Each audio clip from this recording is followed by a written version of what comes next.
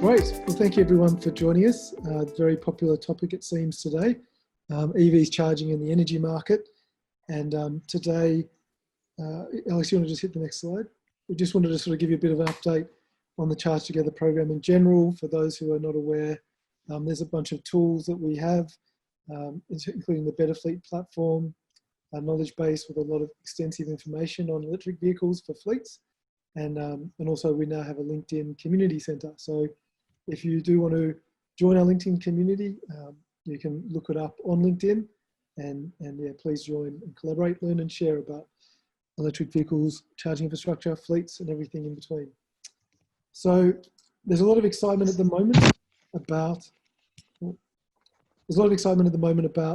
the interface point between the energy market and electric vehicles. Many people are wondering whether electric vehicles will kill the grid or be the savior. Can it actually provide services back to the grid that will help support the grid and give it stability and be cost effective for consumers and give them new services that help them in their day-to-day businesses? So the answer is likely to be somewhere in the middle. And today I'm really excited to have the speakers on this topic. We have two excellent speakers. We've got Kristian from AGL, and Kristian's been in this market for a long, long time. He has headed up development at AGL since 2015, and from 2010 to 13, he designed and delivered the Victorian Government's electric vehicle trial, which established a lot of the foundations of the market in Australia. His experience was from General Motors, Internet of Things, product development, biofuels, and other markets. We also have Max from Evenergi, which is my team, and Max is the head of e-mobility infrastructure.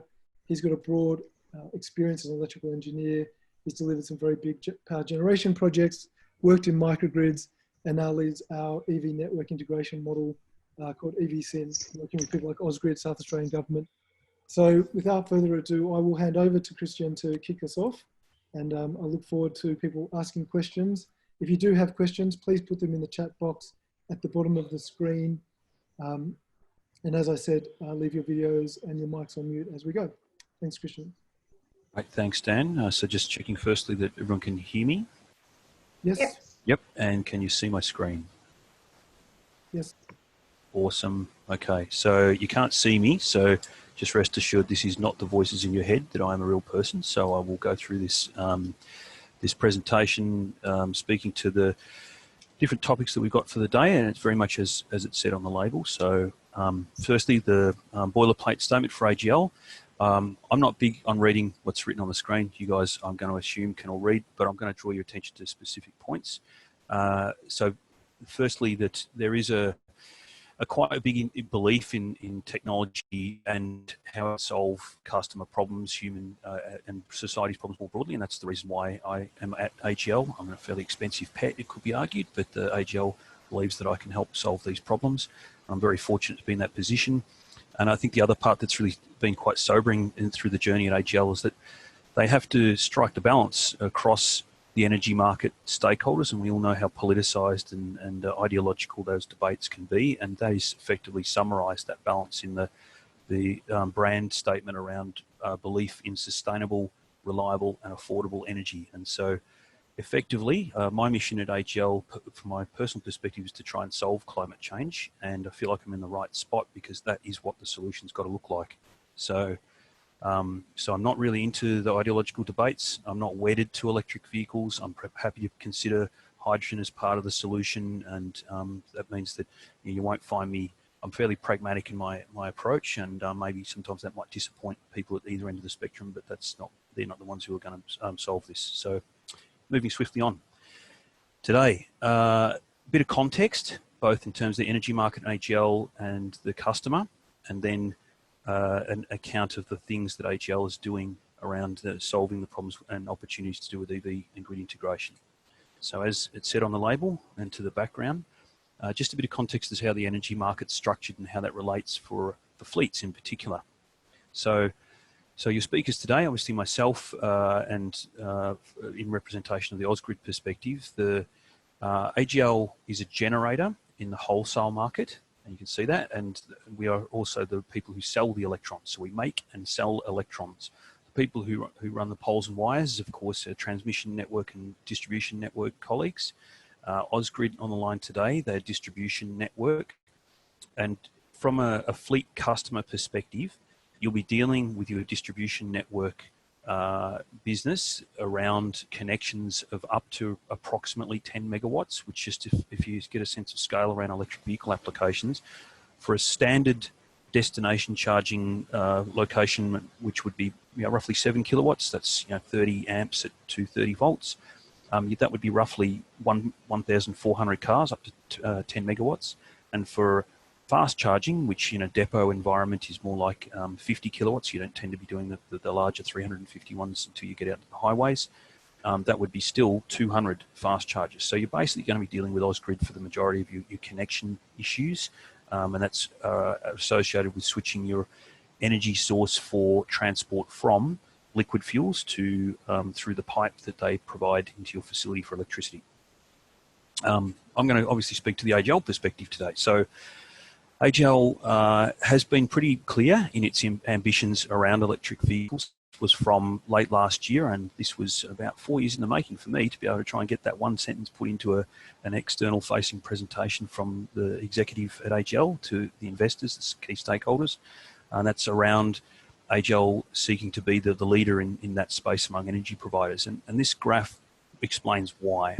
AGL, our meal ticket will increasingly be about managing the distributed system rather than simply a centralized system as has been traditionally the case. And within that distributed system, the amount of storage within battery-powered electric vehicles is going to in fact dwarf home residential battery storage by our forecasts. And so with that, that makes them extremely important. They are batteries on wheels from an energy market perspective, and we've got both a responsibility and an opportunity to try and solve the problems around that. And this graph explains what that opportunity could be. So managing the electric vehicle charging loads is obviously to avoid that dashed peak that's just depicted on this graph. And the reason why that's a problem is because that's when the peak is for the rest of the system. So people get home, this is effectively what's called the system of time accounts, get home from work or picking up the kids from school, start plugging everything in, turning everything on. And if you add to that load, which in a household is probably anywhere between 50 and 100% of the household load again with an electric vehicle to charge, that's going to cause a lot of problems and drive a lot of cost into the system. We might have to curtail some of the charging, and that's a genuine problem. And that's the sort of the sky is falling perspective around electrification of transport. The reality is that there is a great opportunity. So if we can intelligently manage the charging of these vehicles, then we can move that peak to be able to act as a solar sponge in the middle of the day, and you see that in that 12 to 3 p.m.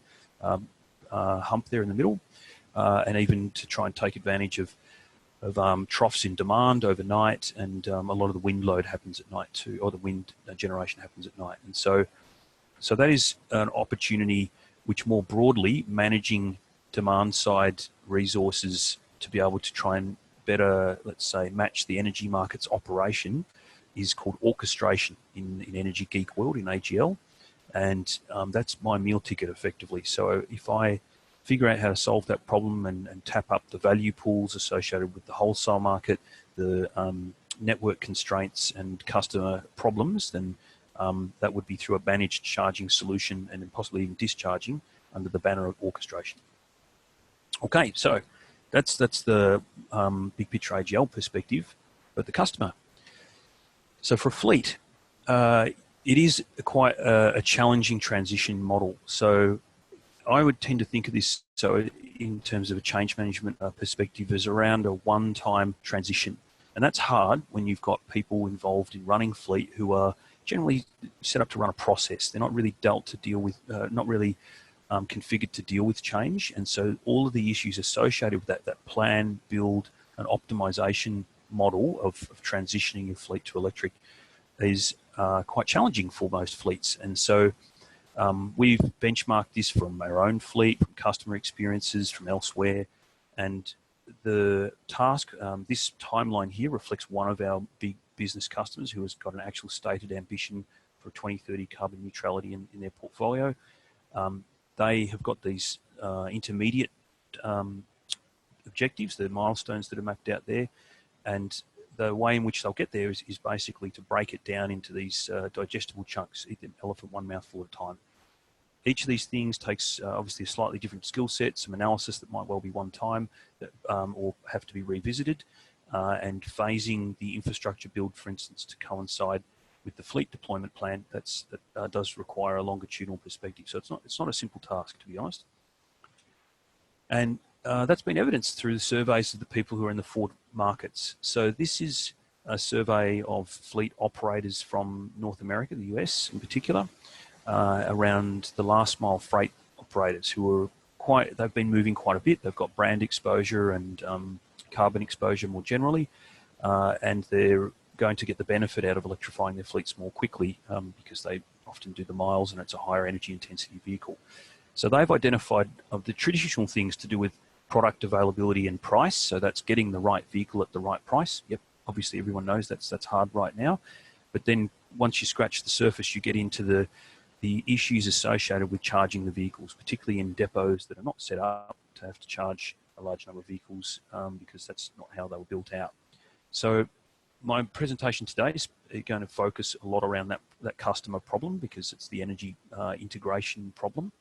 And what we're seeing overseas is that utilities who are often in a role where they are the retailer as well as the poles and wires people, they are looking to move into the space of helping out customers to solve these problems. And that again speaks to what AGL's vision is. So if you're going to solve the problem and you're going to do it for quite a large fleet electrification, so this is mostly structured around bus and truck, this particular process, then you have to go through these steps, and it starts from obviously trying to quantify the problem. How do you what vehicles are you going to have and when, and how do you operate them? And obviously that sets you the parameters for the problem statement, and then you get through solving it from there. Now, I'm not going to obviously read out what's written on the screen, and this presentation I believe will be made available afterwards, so don't feel like you've got to make screenshots frantically alongside what we're doing. But what it does is it brings in a range of tasks that really are one-time tasks, specialist tasks, and that's why I would suggest that you probably will, if you're looking to electrify your fleet, work with solution providers rather than do it off your own bat in the main, because it is a task that you won't have to do all the time, but you will have to do it maybe a couple of times through your fleet transition. In terms of the charging solution, the foundational issues are obviously to do with hardware, and then questions to do with software and keeping the equipment up and running. And so obviously you have a high degree of dependency in terms of your service delivery. If your fleet's been optimized, you've got to make sure it's charged when you need it. And the software brings it all together, if you like. And that can be quite challenging because, again, this is a task that for a fleet manager, they haven't had to solve. Sometimes fleet managers have solved issues to do with booking systems and alike, but managing their fleet and facilities using a software solution that they perhaps don't know what the problems are that they're trying to solve is quite a challenging thing. So this is a perspective, again, born of the truck and freight operator experience, bus operators potentially as well. And it speaks to benchmarking of the experience in North America. So again, we take on board those insights for what we're trying to build out for our customers in Australia. If you step it out to its logical conclusion, it will look a bit like you've optimized fully electric fleet. So you'd have charging en route as a general rule. What you'd be trying to do is take battery out of the vehicle to right size it around how you can keep it charged. And the reason is because the more battery you're carrying, the less payload that you've got. And so that doesn't really translate in terms of the most optimal system design. So that means that you are talking about a systems model, quite complex, but in its mature form, in an optimized fleet, this is what you expect it to look like. And we start from the perspective of gaming it out as being, this is where we might be headed to support our customers. And so we're trying to make sure that we can help them in a roadmap perspective around, let's say, staged investments that are future-proofed for this scenario if that's the way they go. Okay, so this is perhaps the most interesting part because it's less about what other people have said in their diagrams and more about what we're up to. So we're running a range of initiatives at the moment within my portfolio of work, and the first of those is at the pointy end of trying to solve the EV grid integration problem. So we're in process of finalising the project design. Effectively, it is all approved internally. we're negotiating with the Australian government for their support around a test of this orchestration model, managed charging and discharging, using a range of different technologies and approaches. And what we're trying to do is answer the key questions that relate to EV grid integration. Some of the analysis that you'll see around speaks to the problem being felt most by the distribution networks at the home charging level, and it's because they don't have visibility of the cars when they're getting brought into the homes, and they can cluster and around a social diffusion model of uptake. You know, the neighbour effect. If someone's got an electric car on your street, you're more likely to have one yourself if that's the case. And with that, for distribution networks, that is quite a hard challenge to solve. And we believe that we can find a solution within the different technologies and approaches that we're going to be testing. And so what we're looking at is around managed charging of vehicles using traditional smart charging infrastructure. And so the home chargers that are networked, we're looking to we're testing vehicle to grid, and we're also looking to test vehicle integration. So can we talk directly to the cars? And that's what I'll get onto in a moment. But in terms of the output from that trial, it's obviously to test those technologies, but also to deal with the, sorry, I'm just going to check on the chat. Go on. Yep, nothing there. Okay, so it's also about trying to answer the policy questions. And we're quite engaged in the policy debate, as you'd imagine. In Australia, AGL's got a quite big role in the energy market. And so this is the program. So a lot of people ask me about, oh, you know, what's being done? Are these problems being solved? And the reality is that the process, it is a bit arcane if you haven't worked within government policy development process before. Some people might argue that it is a horse designed by committee, but it is a painstaking and slow process to try and get all the relevant input, and then through effectively a deliberative democracy model, take into account the evidence base, the perspectives of everyone who's a stakeholder in this situation, and try and identify the right path forwards for Australia and the market more broadly. This is the way in which that's unfolding for electric vehicles. So it sits under this distributed energy integration program that's being run as a joint exercise by those key stakeholders that you can see on the slide. And we are a supporter of all of this process. And in the electric vehicle space, we're working with the Electric Vehicle Council to try and, let's say, generate the evidence base through the projects that we're running, and to take part in the discussion in an informed way, provide people with information that's been accumulated in a let's say an objective fashion that doesn't speak to AGL's perspective, but speaks to the let's try and run this project and get evidence that guides everyone, and that'll make sure we get the best outcome. So one of the approaches, as I mentioned before, is around vehicle integration. I thought I'd pull this one out today because this is the one that people are perhaps least aware of, and one that I'm personally have a lot of interest in because of the opportunity. So I'm firstly going to explain why I think it's interesting. One of the problems with home charging is that the customer doesn't really see a lot of value in a dedicated charging solution, let alone one that's networked as well. They tend to look at charging as a necessary evil, as far as they want the car, but they're not really up for spending an extra $1,500 to get the charging solution installed. They reluctantly do it as a general rule. We know that because we've installed enough of these things for customers and tested with them as to what they like and dislike, and certainly price is the main thing they dislike. And for us, trying to create sufficient value that they do see in it, the benefit of paying for that is quite challenging. So a standard charging installation, a smart charging installation, would run to $1,500 to $2,000 in a home. That's a pretty big expenditure. Most people have got to get clearance for that sort of capital expenditure item within the household budget. No matter how you package it up, there's no free kicks. It's still got to be paid for by somebody. Can we generate sufficient value in a short enough time frame to mean people feel comfortable with that? And that's a really big question. So what other options have we got? The cars come equipped with the smarts and the control and monitoring and control capability to perform the smart charging function.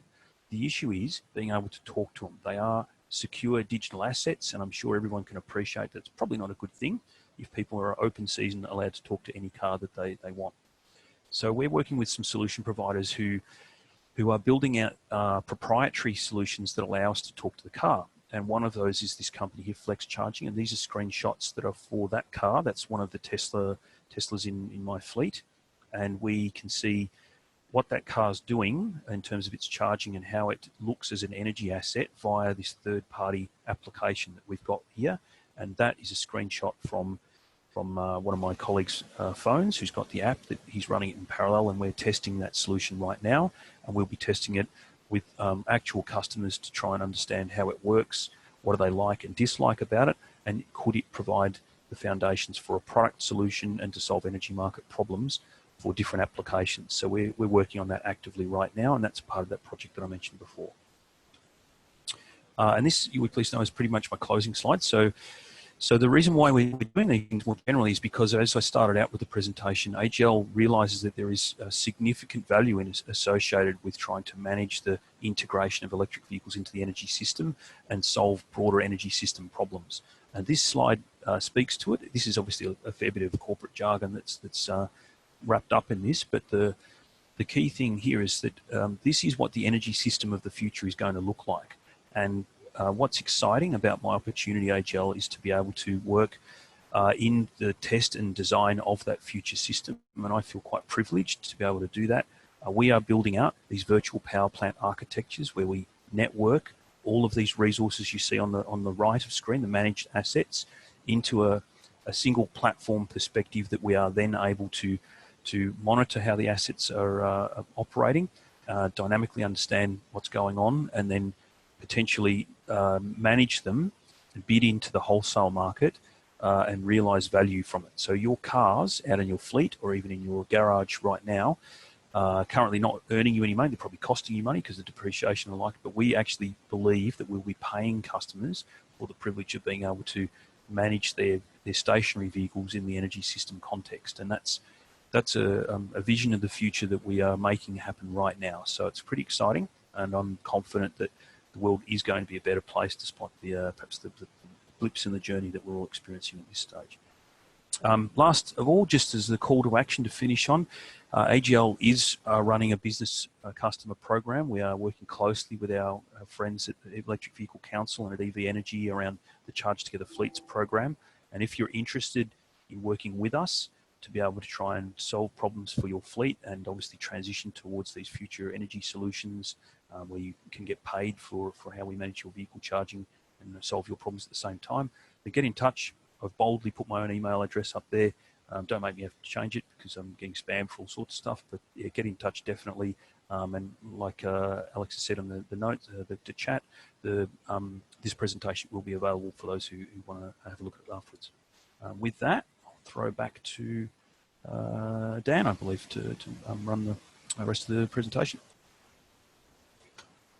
Right, thank you so much, Kristian. That was really interesting, and I'm sure there's going to be a lot of questions that come out of it. There's a couple already. And I'm going to hand over to Max. And just to be clear, we have worked on a major project with Ausgrid, which Max is going to talk about. They've asked us to take the lead on that. If you, we have Robert Simpson and Ed on the line from Ausgrid. So Ed is the Senior Engineer of Forecasting, and Robert is the Demand Management Development Manager. So they'll be listening and able to take questions as well as part of a panel at the end. So I'll hand over to you, Max, and if you could go through the preso, and then, as I said, type in questions in the chat box, and we'll get to them after this presentation. Cool, thanks, Dan. Thanks, Kristian. That was very informative. Can everyone see that okay? Dan, is that up? Yep. Okay, cool. Yeah, thanks, everyone. I can see that we've got quite a full house today, which is a really good thing to see. So we've been collaborating with the New South Wales Department of Planning and Ausgrid and ARENA to look at the impacts of electric vehicles on distribution networks. And we've done similar projects with SAPN, so SA Power Networks. And in addition to this, we also do a lot of work with state governments and local governments to help them map out charging infrastructure across their regions.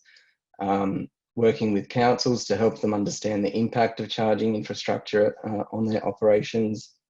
And today I'll just be talking to you about some of these projects, how they relate to fleets. And as Dan said, we're supported by Rob Simpson. So if anyone has any questions specific to what I'm about to talk about, feel free to put them in the chat.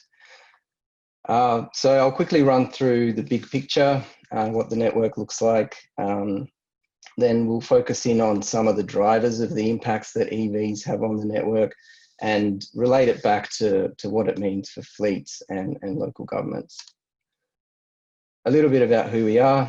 Evenergi, we sort of have two main streams that we focus on. We do a lot of consulting for e-mobility specific work. We've done a lot of work in Australia. We're based in Australia. We have offices in Europe. And we're also a software as a service company. So we build platforms for fleets. The product I'm about to talk to you today, which is EV Sim, and also customer maps. So our key areas of operation are the sort of, we're across multiple sectors, but we mainly deal with fleets, local and state governments, the logistics sector, electricity distribution businesses, retailers, and large consumers like bus and truck depots. Now, this is probably a diagram that you've, or most of you have probably seen, but I sort of just want to take it back to this high-level view of what our grid looks like and what the DNSP or the distribution network service provider's role is in that network. So the level we're all used to kind of operating at is down here at low voltage. That's our homes, our offices, that's where we plug in. Now, as we plug more and more loads in at this low voltage, there's this aggregation that happens that tends upstream up to the zone substation level, which is where distributors like Ausgrid really see the most investment required in terms of this e-mobility trend. Now, I mean, distributors sort of, they get a bit of a bad rap sometimes and cop beatings, but I think we all need to sort of appreciate how tough their role is because, on top of all these e-mobility shifts, they also have to plan the business as usual trends and population growth. They also are dealing with assets that have got useful lives over 20 years. So, all these trends that are happening at really fast paces happen over the top of their usual workload. So when we look at our typical bill, about 50% of what we pay is attributed to network costs of getting the energy to our homes and businesses. So an analogy I like to use for the uninitiated is that, the kilowatt hours we consume is kind of like bucket in a water that goes into a bucket. And it's the volume of that water. Whereas the kVA demand or the capacity is the size of the pipe that needs to fill that bucket. So demand charges are a way for DNSPs to ensure that enough capacity exists on their networks to service all of our loads. When we look at Ausgrid and how complicated it can be for them, they've got an area of 225 postcodes. There's shopping centres, car parks, petrol stations that might one day be converted to DC fast charging locations. We've got 1.5 million residential customers, then complexities around street charging and all these other things that are moving around. So the capacity issue, like many things, is a two-headed beast. There's the capacity that's required, so what we are connecting, but then there's also what's available. So if we look at that picture in the bottom right there, that's South Australia and the capacity map there, predominantly okay, but you can see that there are a couple of areas that have got identified or trending towards a bit of a constraint there. So we need to understand this when we plan the networks, when we plan where we install charging infrastructure. We need to think about how hotspots may emerge. And in the example in the top right there, we can see that even at low level charging, once you introduce hundreds or thousands of chargers on a network, you can start to impact feeders and potentially zone substations. So in this collaborative process with Ausgrid, arena in the New South Wales government, we've developed this world-first tool that helps DNSPs plan for the future of e-mobility. It allows us to look at the different typologies that are going to be seen across their networks. So buses, fleets, car parks, residential loads, residential EVs, and map that to specific postcode areas. So what you're seeing there on the screen is the output of this model. So at the top right there, we have an area, Homebush Bay in New South Wales. So you can see that the load there in 2030 is likely to be significantly impacted by fleet vehicles. Whereas if you look at Double Bay, predominantly residential, and as expected, we sort of see a dominance of a residential peak and maybe with some car parking down the bottom here. Wyong, you know, we've modelled a potential DC fast charging location. So you see this really big and heavy load. And just to put it into perspective, that load there for Wyong is, you know, Double Bay is about 2% of what Wyong could be. So that further adds to the complexity of planning. And when you overlay these peaks with the existing network peaks, it's that coincident peak that really drives investment and upgrades. So this can be very different across not only you know, quite a dense area, but once you start going regional and regional councils looking to put in fast charging infrastructure, you really need to look at that network constraint in the area, what capacity is available. So some of the work we've done in Victoria, in Gippsland and also South Australia, is we've looked at regional infrastructure planning. So identifying key routes which are driven by interconnectivity, tourism, and commutes in between regional centres for employment, and how do we facilitate charging, not only just to alleviate uptake and range anxiety, but to ensure that we plan efficiently and we don't over or under invest in that infrastructure. So, you know, we follow this sort of 4-step process where we look at the key routes, how do we identify locations along those routes, what are the state of charge of vehicles arriving at those routes, and how do we provide enough infrastructure to support the traffic, the EV traffic that needs to be charged. Now, the other thing in these regional areas to be mindful of is that the networks there are often quite thin. It's very hard to plug in a very heavy load. So the other thing that drives the impact on the grid is obviously the cars themselves. The limiting factor in the charging chain is always the lowest level of charge. So whether that's the vehicle's ability to charge or what the charger itself can put out, that is what impacts how much the grid sees. And so, for example, if you have a fleet and you've got, you know, several hundred or tens of vehicles, as you plug more and more vehicles in, obviously that's going to have a combined impact.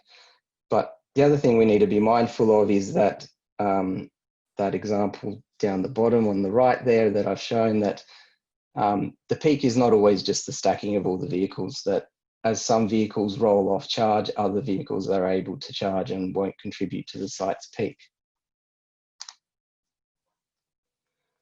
One of the other things our model does is it looks very granularly or very detailed at the performance of vehicles. So the state of charge of a vehicle when it arrives back at a depot or at a DC fast charging location will depend on how much charge it needs to get to 80% or to full. Now that not only depends on how far that vehicle is driven, but we also look at the topography. So if there were any steep hills, as you can see in this diagram, there's a bit of a dip there because of having to go up that hill and then regeneration on the way down. There's obviously other effects on batteries like temperature, the age of the battery. Auxiliary loads have a really big impact, especially heating. And for fleets, what this means is that when those vehicles return to the depot and need to charge, we need to not only plan the charging infrastructure, but the upstream and even on-site electrical infrastructure that needs to service those charges.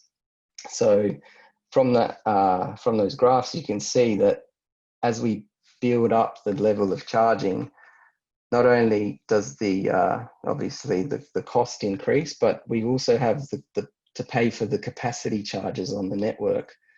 So that analogy I gave earlier about KVA, a fleet would have to factor into their cost of ownership of those vehicles. Now, there's also going to be at some point potentially network upgrades and on-site infrastructure upgrades for things like switchboards, reticulation, and other infrastructure. So then as the future of e-mobility evolves, we're expecting to see increases in the use of shared vehicles, autonomous vehicles. These will potentially reduce the number of private vehicles we own, how many buses we need, and these are all the dynamics that we're looking at in our modelling to say, to identify where these loads will happen and how all of these shifting dynamics will interrelate. So then as a fleet manager or a large bus depot, how do you manage this? How do you avoid the upstream augmentation that your site could potentially impact on the grid? So there's technologies, and I've been to a few of these webinars and people have spoken about the way we can control the charges. So I think probably step one in a lot of cases is just to control and keep that demand impact from that site on the network managed. There's also other options like behind the meter solar to generate electricity on site, and batteries, which are very, very good at fast response and mitigating those peaks. So these are the ways that we're helping. So obviously we've got this tool that we're working with Ausgrid and other DNSPs to help plan their networks, forecasting out to 2040, looking at individual postcodes and aggregating them up zone substation level and entire network level. We can also use these tools to model individual fleets, individual bus depots, truck depots, and other large e-mobility sites. We also help governments and regional councils and local governments to plan strategic planning around where to put these chargers, where is the best place to invest, what's the most efficient investment in that infrastructure. So that's it from me. I think I'll open up to some questions. Great, thanks, Max. So yeah, hopefully that was useful for people, and thank you very much to New South Wales Government and to Ausgrid for the participation in that. So I will open up for questions, and can, as I said, address them to anyone on the call, Kristian or Max or Rob or Ed from Ausgrid. Dan, I see we've got some questions on the chat. Yeah, so if you want, while people are gathering momentum, I can address a couple of those. So one of them, the first one was from Clark EA. I'm not sure what that handle relates to, but the question related to has AGL surveyed the car company OEM connected car solutions and and software and apps? Yes, we have. We are aware of, for instance, Tesla have a fairly open, let's say, open publication of an API, if people know what that is, which is the integration interface to be able to talk to the cars. They originally made it available to fleet operators for their own vehicles, and there's been a range of third-party solutions that have sprung up around that, and Flex Charging is an example of one of those. Sometimes these third-party solutions are more or less hacks, so that you could call them unauthorized third-party solutions, but there are authorized ones available. And then separately, let's say the mainstream, more traditional manufacturers like Mercedes, etc., they've been working for a while on how they're going to monetize these connected car solutions, and so it's not their core business to do this sort of stuff. So they're working and made investments in companies like Autonomo, which is an Israeli connected car data marketplace, which so it basically is like the Apple App Store, where the people who own the data or own the pipes for the data will get paid, and third parties will be able to build value-adding products and services off them through that marketplace. So we continue to look at that, understanding that is very core to our strategy, because we need to understand whether we're going to be able to reliably access the cars for different use cases and under what terms and conditions. Thanks, Kristian. I'll throw it back to you, Dan, because there's a couple others on the chat, but I'll let you referee. Yeah, look, I mean, I guess the next one's probably for you as well. And I'll frame this in a broader context, and then we can go through a few questions. But the first one there is around, where advanced tech such as inductive roadways and, maybe autonomous vehicles fit into the picture. So if we look at the broader picture of like, what does the perfect world look like in the future? Mm-hmm. And how do some of these things fit in? Maybe start with, how does this fit in, perhaps? Yep. Do you have a view on autonomous vehicles and how that might fit into the network? I do. I'm a highly opinionated person. I'm sure you figured that out by now, Dan. So the autonomous vehicles, they've been through a bit of the hype curve over the last few years. The reality is that they'll only really become an impact on the system around sort of 2030 onwards. So you'll certainly see some applications. There's still people who are talking about getting them into commercial applications sooner, and you'll see it on private roadways, like they're obviously already in the mines.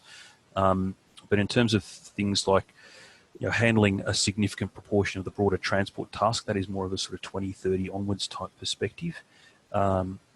We certainly include that in our thinking about how the network may have to evolve and what use cases will be relevant. So by way of example, you'd expect shared autonomous vehicles like basically robo-taxis, Ubers without drivers. They'll become a fair part of the transport task. You'd expect sort of 2035 onwards.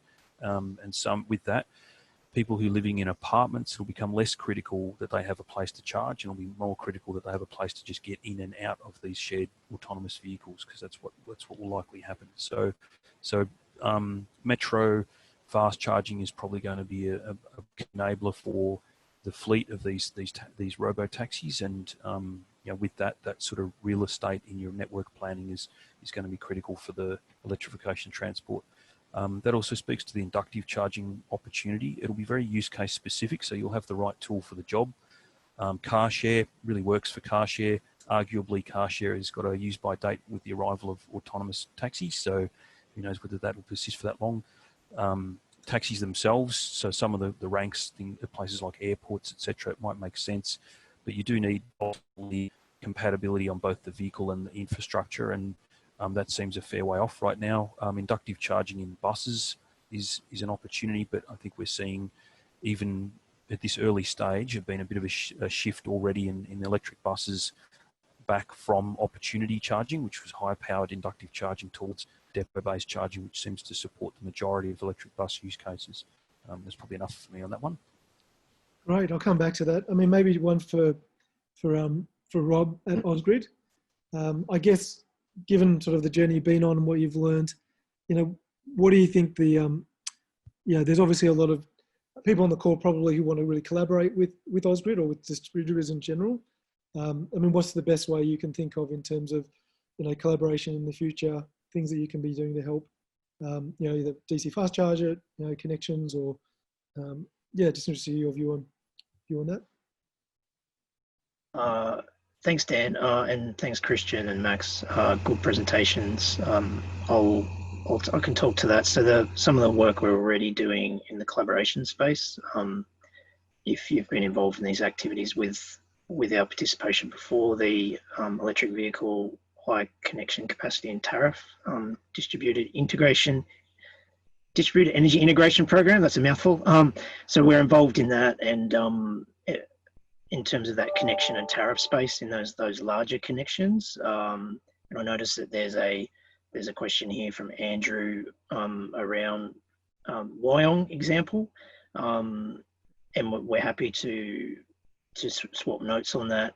I suppose one thing we've learnt from that exercise with a DC fast charger, and I suppose this is a bit of background, we would traditionally treat those kinds of large spot loads, what we call a block load in our forecasting process, and have some indication from the connection applicant proponent around that spot load. What we're trying to do with that forecasting process was get a bit of an idea of where these large electrical vehicle charging loads may come from. So that Wyong example particularly is driven by, I believe, the twin Caltex servo on your way out of Sydney and going northwards. So that would be probably one of the largest loads in that area. I think also that postcode's a particularly big postcode as well, so there'd be a lot of other load in that as well. So the postcodes are not necessarily universal size in that model, and we also have to figure out how we use those kinds of results in our forecasting process. I suppose I'll add a comment to that, and it doesn't substitute the detailed knowledge, I suppose, from the connection applicant and proponent who knows more about exactly what capacity it is that they require to put in at a location, in terms of what fleet that might charge or what customer base that might charge. So they'll probably have a much more detailed knowledge of that, and our forecasting assumptions really just start to give us some insights around spatial allocation of where the EV charging might go, whether it's in residential or commercial zones or points of interest or spot loads like petrol stations or other points of interest. Right, thank you. I mean, while you're talking, maybe there's another question for you. So around developing the connection procedures, technical rules specific to EV charging stations. Have you been working on those rules or other DNSPs? Not specifically to electric vehicles. We generally treat electric vehicle charging as any other load, so it follows our normal connection application procedures. Which are sort of regulated. We also have in New South Wales, and each jurisdiction is different on this as well, a contestability works framework in New South Wales and an accredited service provider scheme, so which encourages the proponents to go through an ASP that is accredited to upgrade or design and construct connection assets if it's a large load. Or if it's a small load behind your existing connection point, could just be a normal electrician who can guide you through that sort of standard load connection process. I suppose there's been lots of talk about how are electric vehicle loads any different to other loads? Should they be treated in a specific different way to any other load of, say, connecting a new apartment building, knocking down and building a new house and a new connection there. So at the moment, we're treating them through our normal sort of load connection application processes. Right, thanks. There's a couple of questions here for you, Kristian. So one around the ISO standard and another one around sort of energy management at home in terms of the types of connections people have and how that might delay orchestration. Yep. So, do you want to answer those two questions? I can. Yep. So I live in the inner west in Footscray, and of course the word on the street is always about the ISO 15118 standard. That's absolutely what people are talking about out there. For those who don't know what that is, it's a communications standard for how the cars and the infrastructure might talk to each other. What it will enable is exchange of meta and real-time information about the car and its status. And what that means is that you'll get a better customer experience because you'll be able to streamline the transactional process. So the car itself, for instance, could have its own e-wallet, if you like. And so in a robo-taxi environment, that might mean that the car is able to effectively pull in, charge itself, and pay for its charging because it's got an authorized account connected to it, and that can all be automated under this standard because the car can be recognized. And also issues to do with the energy management. So the metadata for the car obviously tells you about how much battery capacity it's got, and the dynamic real-time information is about how much charge has it got in the battery and maybe what it might be looking for, so you can manage the charging. So you might gather from that I've looked into it, and we're looking forward to when it starts to become more prevalent.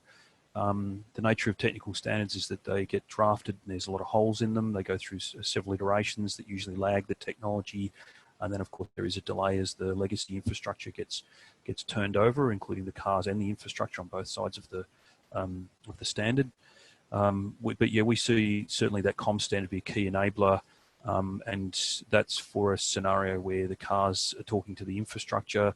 Obviously, there's that connected car architecture described earlier. It'll happen in parallel. So the difference there, connected car will be proprietary. This is a recognised open international standard, and so you can effectively rely on it. It's just that it's got to be adopted and implemented consistently. Sorry, what was the other question, Dan? Sorry. Look, I might actually flip this one on its head a bit. I mean, it's about residential, the orchestration of the residents, but given it's a fleet, I might just actually flip that into, if you're a fleet manager in a local government and you're electrifying your depot in the future, and you want to be doing this orchestration. I know it's difficult to say right now, it's still in development, but what might the perfect world look like for that person? And that if that all was working beautifully and perfectly from the energy market perspective, what would that look like for a local government? For local government, so I think the beauty of it would be that the fleet manager turns up tomorrow and it's all magicked into happening, and they can continue just concentrating on their knitting, so to speak.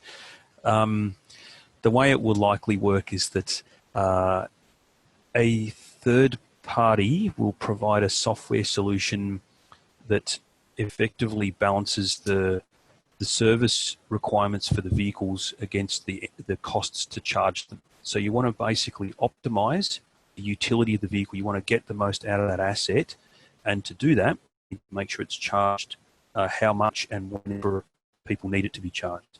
So if in local government, to be honest, the duty cycles are not that hard. Most local governments are driving their vehicles within their municipality, which I don't want to spit that word out without stumbling over it, but that means that they're not driving that far. Electric cars can drive easily for most council needs and charge overnight. And so you wouldn't want to over-capitalise on the charging solution within that, but you'll want to try and manage the charging within the available capacity of the site. And that's where demand management might happen, and it should all happen under the hood. There should be some smarts that control the charging. That means that the cars don't have to be moved around. They can be all plugged in. You can manage the charging under the hood.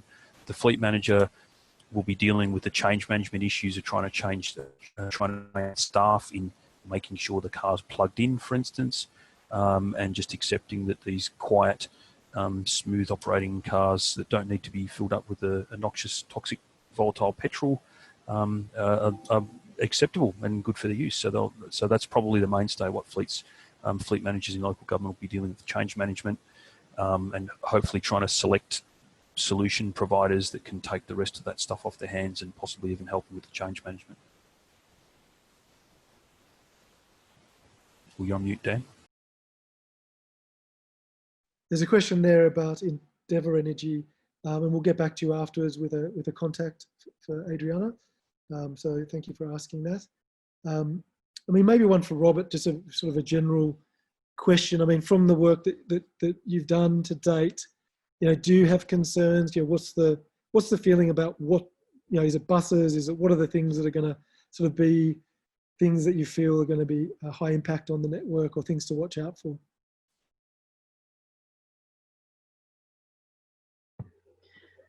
I think my personal view is, if managed, and I think it's a manageable load with a range of tools like pricing and other sort of more advanced techniques, smart charging capabilities that are coming out. I don't think there'll be an enormous impact if it's well managed.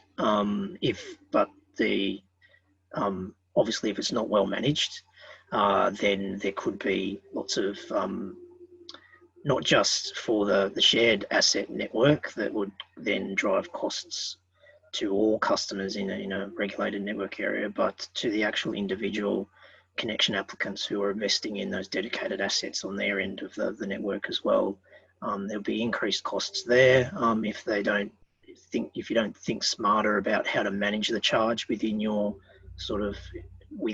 facility, whether that be installation upgrades with switchboards or investing in a bigger connection asset than you need, because you're not necessarily investing in the smarts to manage that, and then So more costs at the lower end where it hits the connection applicant, and potentially more costs in the shared assets, which then hit the whole customer base. So, but I think that there's a lot of good technology out there and it can be managed well.